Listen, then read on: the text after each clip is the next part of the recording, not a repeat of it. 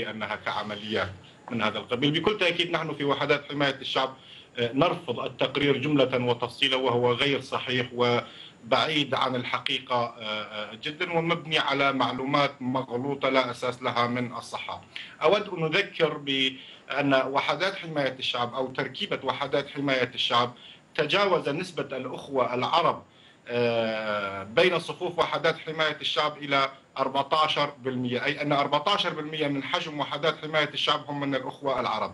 زد على ذلك باقي المكونات الموجودة في سوريا كالآشوريين والسوريان والأرمن وإلى ما هنالك من أطياف ومكونات أخرى داخل وحدات حماية طيب، ولكن الشعب. سيد خليل معلي، يعني اسمح لي، لماذا صحيفة مرموقة بوزن صحيفة التايمز المشهود لها ستورد أخبار كاذبة؟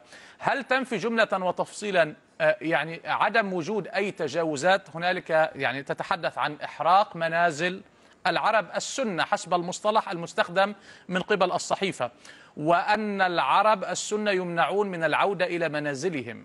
هل تنفي هذه المعلومات أيضا؟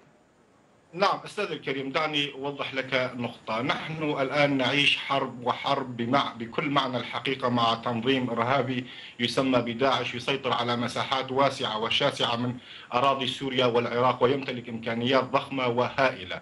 هذا التنظيم الإرهابي اليوم العالم كله تحالف لكي ينقذ العالم والإنسانية من شروره. بكل تأكيد نحن لا نذهب إلى نزهة عندما نذهب لمحاربة داعش، ومع الأسف الشديد هذه الحرب لم نخترها نحن، بل تنظيم داعش هي التي من فرضتها علينا، ولذلك نحن مجبرون على الدفاع عن أنفسنا وعن مناطقنا وعن المكونات الموجودة. بكل تأكيد أثناء الحروب تحدث حالات هجرة وتحدث حالات تجاوزات هنا وهناك، ولكن كسياسة ممنهجة من قبل وحدات حماية الشعب بكل تأكيد هي بعيدة كل البعد عن سياستنا وبعيدة كل البعد عن أخلاقياتنا وأهدافنا التي نحن نسعى إليها كقوة وطنية سورية تريد الخير لجميع السوريين بجميع المكونات وجميع الأطياف التي تعيش على هذه الجغرافيا. طيب، من مدينة قامشلي ريدور خليل، الناطق الرسمي باسم وحدات حماية الشعب الكردية، شكرا